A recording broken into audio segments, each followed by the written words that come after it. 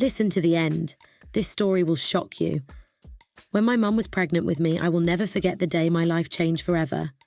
It was a sunny day, I was 8 years old, and I was playing with my dolls in the living room. My mum was very far along in her pregnancy with my future little brother or sister. She went to her best friend Susan, who lived in the neighbourhood, to talk to her because they were inseparable. After a little while, I got bored and decided to go find Mum to see if I could play outside. I ran over to Susan's, going right through the front door like I always did since we were so close with the neighbours. "Mummy!"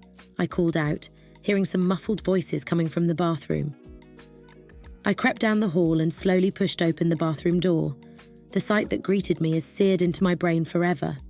There was my dad, my own father, pressing Susan up against the wall and kissing her passionately. Her hands were tangled in his hair. It was like a scene from a movie, except this was real life and it shattered my world. "Daddy!" I whimpered in shock and confusion. They sprung apart guiltily, their faces flushed. Mum suddenly appeared, having heard the commotion from the other room. She took in the scene with horror and began crying hysterically, one hand on her pregnant belly. Arguments and screaming followed as Mum cursed at Dad and Susan through her sobs. I just stood there, frozen. My perfect family existence had been a lie. From that day on, my parents' marriage crumbled. They ended up getting divorced soon after I got a new baby sister. Looking back, I realised that fateful day in the bathroom was the beginning of my childhood's end. Nothing was ever the same after seeing the ultimate betrayal. After the explosive confrontation at Susan's house, the following weeks and months were some of the most difficult of my young life. Mum and Dad could barely be in the same room together without devolving into screaming matches. The hate and resentment was palpable, suffocating the entire household. I remember lying awake at night as their raised voices echoed down the hall, straining to make out the vicious insults they'd hurl at each other. Sometimes I'd hear Mum crying herself to sleep after Dad stormed out, her anguish over his infidelity gut-wrenching. Other times it was Dad slamming doors, railing about Mum's paranoia and inability to forgive. Through it all, I just tried to make myself invisible and small, staying out of the crossfire as much as possible. Having my parents at each other's throats constantly was bad enough without adding a needy child to the mix. I attempted to be the perfect daughter, keeping my room clean and my grades up, hoping against hope that maybe, just maybe, I could make them remember how to love each other again. But it was all for naught. Within 6 months of walking in on Dad and Susan's tryst, Mum gave birth to my sister Emma. I adored the tiny bundle instantly, vowing to protect her from the pain and trauma unfolding in our home. Dad moved out soon after, crashing on a friend's couch. The divorce proceedings were long and messy, with vicious custody negotiations that left me drained. When the dust finally settled a year later, Dad had a new apartment across town, and we had to survive on Mum's meagre salary, helping her make ends meet however we could. Though she loved us fiercely, Mum was a shell of her former self, depressed, anxious, and barely holding things together. I essentially became the adult of the household, fixing meals, babysitting Emma, and trying to shield my baby sister from the ugliness as best I could. My idyllic childhood had been shattered irreparably. The years passed slowly in our fractured little family. Mum worked long hours at a diner to support us, while I stepped into the role of second parent for Emma. Our apartment was tiny and run down, but it was all we could afford on Mum's wages. I vividly remember evenings spent huddled together on the couch, Emma and I taking turns reading her battered storybooks while we waited for Mum to get home from her late shift. Though only a young girl myself, I cooked, cleaned, got Emma ready for school each morning, helped her with homework every night. Mum was nearly a ghost, leaving before we awoke and coming home utterly drained, ate a quick meal and went straight to bed, only to repeat the endless cycle the next day. She was surely depressed after Dad's betrayal, but she never had the time or money to get help. Dad, the man who was supposed to protect and provide for us, was essentially out of the picture. Despite court-mandated child support payments, he was highly unreliable and missed many of his scheduled visitations with me and Emma.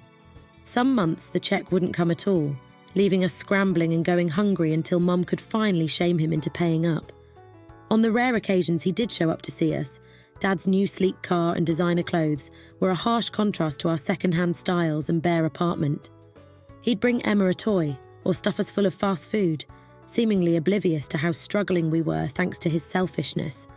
Then as quickly as he swept in, he'd be gone again onto the next thrill or distraction, leaving his neglected children behind. As Emma and I grew older, the chasm between our life and the privileged world Dad now inhabited only grew wider. I got a part-time job as soon as I could to help make ends meet, working after school and on weekends. We awash in a cycle of endless poverty, the unfair consequence of one man's weakness and infidelity. Here's a continuation of the story. High school finally arrived, bringing new challenges and complications. Though I excelled academically, my home life responsibilities made things difficult. There were nights I stayed up until 2 a.m. doing homework after making sure Emma was bathed, fed and settled. School dances, sports and other social activities were completely out of the question. I simply didn't have the time or money. Mum's sadness had calcified into a sort of numbness over the years. She worked, ate, slept and little else. I knew she loved us, but her spirit had been broken by Dad's affair and the ensuing fallout. Her smiles were rare and fleeting. My resentment toward my absentee father deepened. He had destroyed the vibrant, joyful woman my mother once was. Looking at the haunted version of my mum, I vowed Emma would have a better life. I pushed myself relentlessly in school, determined to get a scholarship to university and break the soul-crushing cycle of poverty we were trapped in. My sister deserved the chances I never had: prom, first car, college funds. I wanted to finally provide her everything Dad couldn't be bothered to give. Against all odds, my hard work paid off with acceptances to several prestigious universities. Mum mustered her biggest smile in years when I told her the news. For a fleeting moment, I saw a glimpse of the old her shine through, but my happiness was tempered by the reality of how we'd pay for it all, with Dad's child support being so unreliable. After my high school graduation, I doubled my work hours over that summer to save up as much as possible before the semester started. My bitterness toward Dad compounded every time I had to pick up an extra shift or couldn't afford to fully enjoy my teenage years. This was the life he had condemned us to through his selfishness. University arrived, and I threw myself fully into my studies and campus life, determined to make the most of this chance I had clawed my way towards. My mind was always split between classes and my family back home, wondering if Mum and Emma were scraping by okay without my contribution to the household. Breaks and holidays were particularly rough as I confronted the stark contrasts between my two worlds. The pristine, manicured campus where knowledge and opportunities abounded, and our run-down apartment where the walls were crumbling and money was always desperately scarce. I could never fully engage in studying or social events without that pit of guilt weighing me down. After 4 long years of papers, finals, working multiple jobs to cover ever-increasing tuition costs, and travelling back and forth to do what I could for Mum and Emma, I crossed the finish line. Diploma finally in hand, I collapsed into my mum's arms, dripping tears of joy, relief, and a lifetime of pent-up frustration and sadness. Emma cheered and whooped, so proud of the big sister who had sacrificed her own youth to raise her. Mum just held me tightly, her eyes wet with bittersweet happiness. She understood better than anyone the hurdles I had conquered to achieve this goal, the broken home and abuse I had endured from Dad. With a ferocity that reminded me of her old self, she vowed that all my hard work and selflessness would pay off. We would rise up from Dad's betrayal, just like the phoenix from the ashes. Failure and poverty would not be our legacy. The weeks after graduation were a flurry of job interviews, applications and planning for the future I had worked so hard to build for us. Late one night, there was a forceful knocking at our door. I opened it to find a very contrite Dad on our doorstep, eyes swollen from crying. He unravelled the entire sordid story of how he had gotten Susan pregnant years ago and abandoned us out of shame and cowardice. He had been refusing to pay the court-ordered child support in a feeble attempt to punish Mum, withholding money in misguided hopes she would come crawling back. His guilt and regret over his mistakes had finally become unbearable.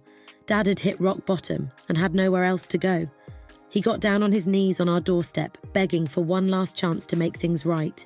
He would pay every last penny owed in back child support, get therapy, take any job no matter how demeaning to provide for his family going forward.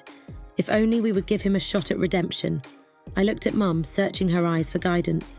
Though still wounded by Dad's betrayal, I saw her slowly nodding and allowing a small, hopeful smile to play across her lips. We had all suffered so much, but holding on to anger and grudges would only breed more pain. Perhaps it was finally time to try healing. Over the next few months, we began putting the broken pieces back together. I landed an amazing job that could finally allow us to move to a nice neighbourhood. Dad made good on his promises, getting counselling and taking any work he could find to provide us with stability. He and Mum still had a long road ahead to rebuild trust and rekindle their relationship, but there were at last baby-step progressions.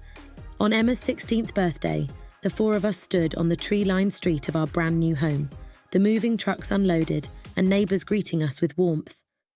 As Mum and Emma headed inside to start unpacking, Dad lingered back and placed his hand on my shoulder. "I don't think I could ever make up for how much I failed you," he said thickly. "You had to sacrifice your whole childhood because of my sins. You carried this family on your back and never had a chance to actually be a kid yourself." I started to protest, but he waved me off as tears slid down his cheeks. "You showed more strength, maturity and integrity than I ever have. If it weren't for your perseverance and capabilities, we all would have been utterly lost. I'm so proud of you, son, and I'm in awe of the incredible man you've become despite my failings." He pulled me into a fierce hug, clinging tightly as my own eyes misted over. All the hurt, struggle, loneliness and having to grow up far too fast came bubbling up. But there was also an overwhelming sense of relief, of a new chapter finally beginning. A chance to put the nightmare memories behind and embrace the bright future I had fought for so hard. As I looked at the beautiful home before me, my sister's excited laughter echoing from inside and Mum's face positively radiant with happiness, I realised we had achieved the impossible.